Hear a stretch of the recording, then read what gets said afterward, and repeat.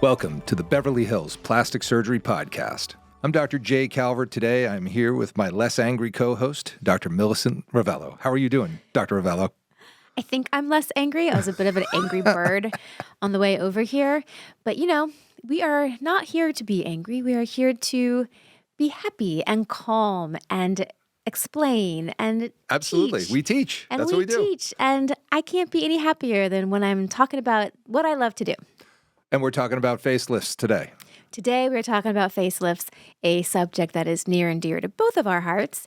And we just want to go over it again because I don't think we've gone over it enough. Well, I think it's misunderstood. This is why I want to go over it again. So recently, I've done a facelift on somebody who's kind of youngish.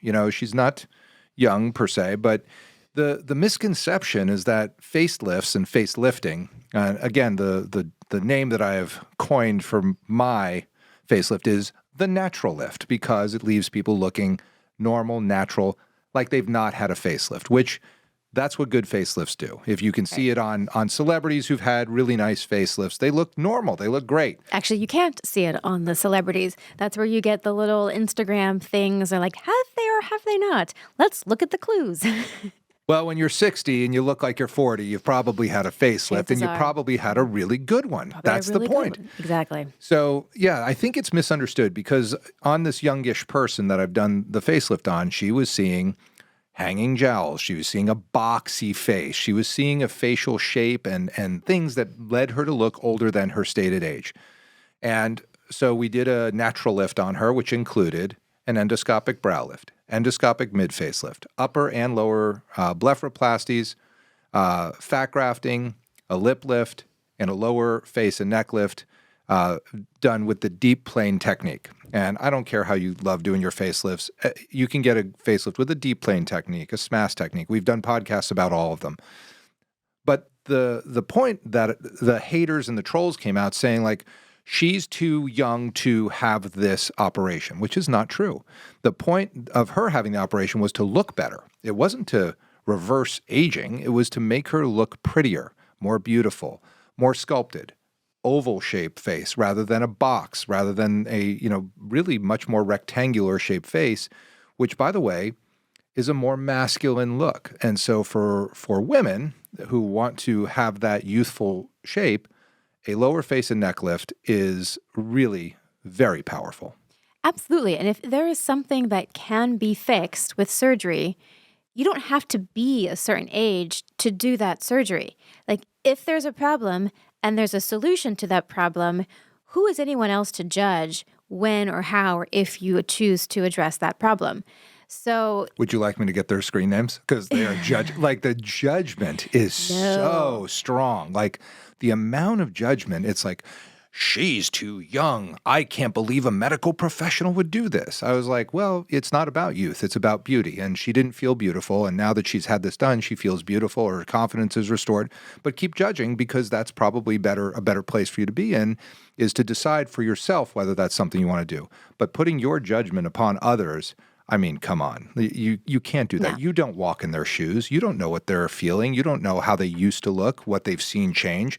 And when something isn't right about your face, it is distressing and it's distracting. And oftentimes people really get sort of depressed about it. Yeah, and people know when they're ready for a facelift. It's not like anybody has to be talked into it. They come into our office and they're like, yeah, I've been thinking about this for a while. Or yes, I see these changes. Or yes, I want to do this. And it's a very rare patient where I look at them and I'm like, yeah, I don't see that. Like, usually they come in and they know, and I agree, yes, I see the changes that you're seeing. And they are exactly the things that you just mentioned. So when you talk about doing your natural facelift, you're basically talking about doing a full facial rejuvenation, which includes eyebrows that have started to descend and they make you look angry and tired. You're talking about extra skin of the upper and lower eyelids. You're talking about a cheek that has started to fall down. That's the mid-facelift that you addressed. And then the classic lower face, which is going to be the skin that's hanging off of the jawline, creating jowls, creating a more square-shaped jaw than you had when you were younger. So all of these problems that people see, whether it's a problem to them or not, They come in and they recognize them and they bring them to your attention. And guess what? We have solutions for all of those things. And they fall under the umbrella of a facelift, a facial rejuvenation. You can do any one or all of them in combination.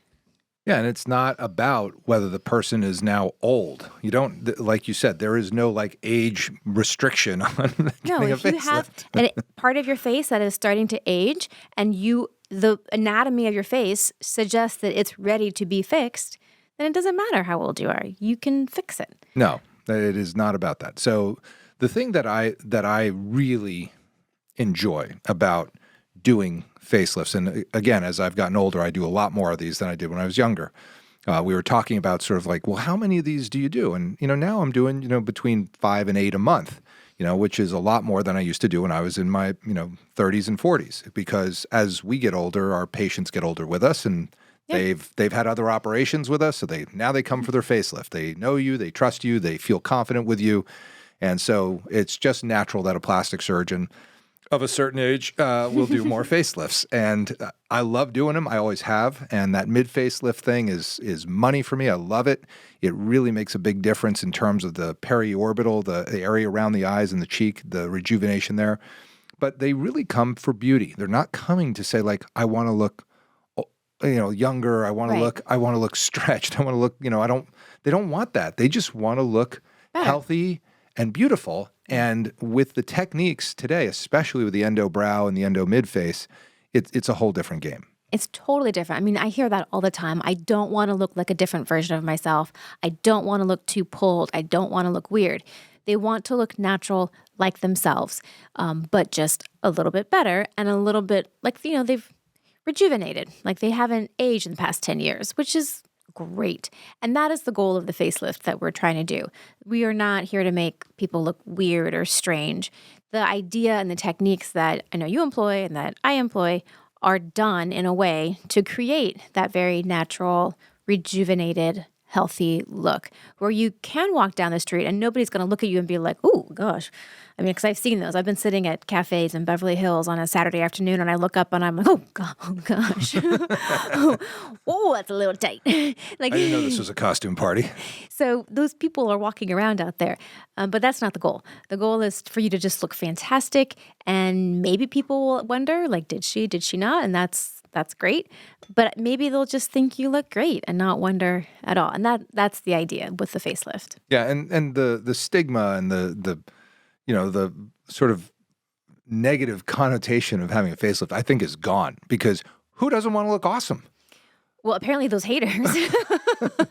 Well, I bet they don't look awesome. But the truth is like, what do you do when you get up in the morning? The first thing you do is you get up, you brush your hair, you take a shower, you put on your makeup. Like, everybody does that. Everyone's trying to look their best. Well, if you have a effective and safe way to look your best, and it includes doing surgery, why would you not do it? Now, I think, budget-wise, these are expensive operations. I do not want to, discount that, literally. They are expensive. In Beverly Hills now, the facelift range is anywhere from probably $40,000-$50,000 up to couple hundred to $200,000. So I've heard, some surgeons are charging $250,000 in Beverly Hills. Yep. In New York, same thing. In London, same thing. Yeah. I know that there's a guy that charges, as he said, 90 quid for his facelift. So these are expensive if you're going to the people that have all the experience, that have the expertise, and have, just awesome results. That's what you're looking for. You want people to do your work that it's reliable. Like, I know what next summer when I do my facelift, like, I'm counting on you to do it. That's the goal. I'm sure at some point you'll want me to do yours, and that may be next week. So it's very possible. We got to do yours first, unfortunately. I feel like that's the natural progression. It could be a same day kind of thing. Ooh. Yeah, well, I'll do it like you do mine, then like wake me up, and then like, okay, you can lay down, I'll do yours, and that'll be that. But yeah, I think, the reality is that it's not an age thing. It's a when you see it. And I'm at the point where I'm seeing it. And, again, I am now a 55-year-old guy. So that's, which is fine. I'm happy that I've made it this far and that I look okay. I haven't needed to intervene until now, but I'm ready. It's getting there. And, you want to look your best, you want to feel confident, and you want it done safely, and you want to, look normal when it's over. So you have to go to people that are really focused on that type of look. I am giving a lecture, as a matter of fact, in Brazil on the overdone neck, which I see all the time. Now, I don't know how to do that other than to take the cases that I've redone of the overdone neck, which usually is difficult to fix. But what I see is a lot of these necks are done where they take out all the glands and they take out all the muscle and they defat the neck tremendously. And what happens is it looks like there's a post coming up under the head, and that the head is stuck onto a post like a doll. Yeah, truly. And it's not a good look. Stick you on the dashboard and that's let you right. bubble. So that's not a good look. So I don't overdo necks. I think I do necks just right because I always do it, there's a stepwise way that I do the neck, and it starts with undermine the skin, then look at the muscles. Take a wedge out of the muscles, transect the muscles, the platysma. Look at the digastrics, transect the digastrics. And then if the glands are bulgy, then go get the glands. But there's a stepwise manner where I try to get the patients what they need to look great, as opposed to doing everything because I can. I'm a surgeon. I could do the same thing on everybody over and over again if I wanted to, but I don't think that's how you get the best results. Well, that's why it's the natural lift. That's right. You have to go stepwise. Now, and going after everything to core it all out isn't necessarily the right way to go. I haven't agreed with that approach. And everyone has a different aesthetic. That's right. So some people might really like that. Some surgeons might really like that. The bobblehead look? Is that the it's not a good look. And it does. It looks that way. Some people really like it. Or, that's the work of one surgeon and or a couple surgeons, and that's their look, and people go there for that look. So everybody has a look that they like and that they're trying to achieve. Right. And so that's why, like you said, look at the befores and afters, see if that's a look you like. If you like that look, then go to that surgeon because that's most likely what you are going to get. But I think, our purpose is just to sort of explain our ethos and aesthetic. Yeah, I think it's all about choosing the right aspects of the facial rejuvenation procedures and doing them with the right amount of tension, the right amount of lift. There's such artistry involved in this. Oh, yeah. It is such an artistic operation to make people look their best. And, you also have to have the, like with me, if a patient comes back, they're like, oh, I'd really like a little more lift on the brow, or I'd like a little more of this. And I have all those sort of under local anesthesia touch-up pieces to really buff the result. You want your surgeon to be sort of like, yeah, I see that. Let's do that. Yeah, because we have options. You don't want to overdo it, but I also don't want it underdone. I want them to get the result that they're looking for. Ooh, maybe you should call it the Goldilocks lift. Because it's just right. I think my favorite term is the no-filter facelift, because I have a lot of patients that say, I want to look like my filter. Right. And they bring in the picture that they've taken on Snapchat or whatever with their filter on.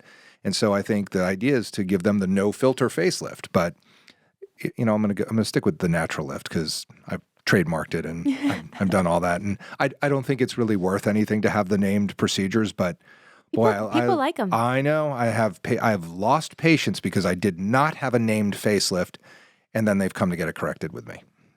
So they've come for the natural lift. That's right. Registered trademark. It's better to do it early.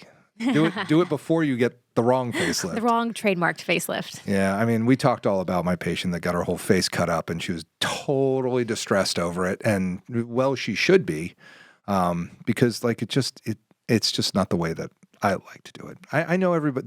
There are so many surgeons that do that, and I don't know. Have you ever done that where you've done those hairline incisions up the forehead and on the cheek and all that? I mean, no, but I learned to do my facelifts from you, so no. You're not going to do that. I really don't like that. No, so yeah, that's one of the things you have to look at too, is where the incisions are, and if that's something you're comfortable with. Some surgeons put them in front of the hairline or in front of the ear. We like to hide them in the hairline, just around the ear, so they're really hidden. The only person that should be seeing that is maybe your hairdresser, maybe. But ideally, it's invisible even to them. So the idea is to just hide these incisions, do the right procedure for any given patient, and give them that beautiful, rejuvenated, not strange look. Exactly. And yeah, that I have like TikTok after TikTok and Instagram reel after Instagram reel of showing where I put the incisions. I mean, it's no mystery that I don't like seeing them. So it is a major point of what we do for facelifting, that we like the incisions to be as imperceptible as possible.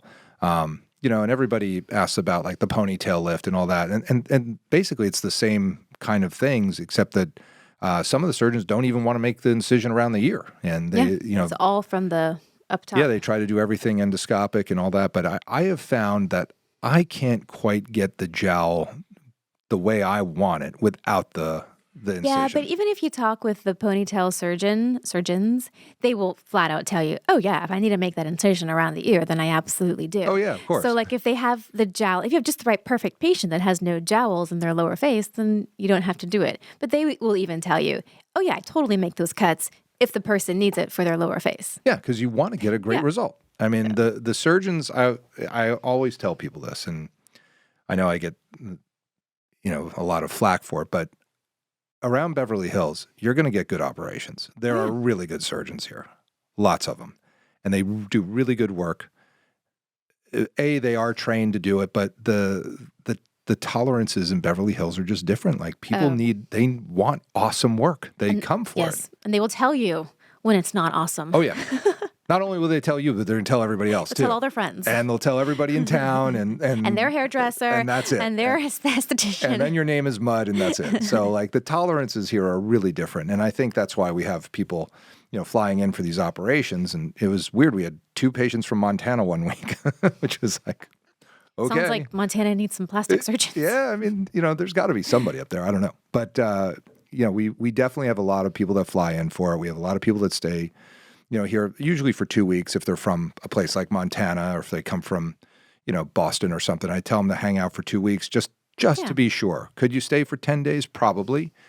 But 2 weeks is good. The local people, it's much easier. And I even like my patients from like Vegas, San Francisco, Phoenix, like I tell them they can stay out for 3, 4, 5 days. Go home, come back, get some sutures out. Go home, come back, get some more sutures out because they're close. They're like you can practically walk up to the counter at Southwest and get a ticket to LA from anywhere in our region without much difficulty. So if they're having an issue, but if you're further away, especially across the Mississippi, you got to stay out here for 2 weeks. Yep, that sounds about right. What's your favorite part of the facial rejuvenation? I know you've been doing a lot more of these now. Do you like doing the endo mid face? Do you like the deep plane lower? What's kind of I think it's the lower. For me, it's the lower face. Especially like I like doing the deep work and like getting the sutures in and getting the nice pull. But I just at the end I like redraping the skin and making it smooth, little trim. Put my sutures in and it looks so pretty and tight and nice. I think that's my favorite part. That is a good part. Yeah, you're like, oh. Yeah, I like the deep plane flap. When you kind of split it off. It is awesome. Yeah, I've just done that mid face thing for so long. It's really kind of something that I really like when I get that whole lateral aspect of the cheek and the lateral brow and everything in position, and especially in concert with the lower face and neck. It's gold. It's a winner. It's a winner chicken dinner. Oh yeah. All right. Well, I think we've covered it. Anything else about the natural lift that we need to tell everyone? I don't think so. Covered the cost. We kind of did it. All right. Well, then in that case, this is the Beverly Hills Plastic Surgery Podcast coming to you from the 90210.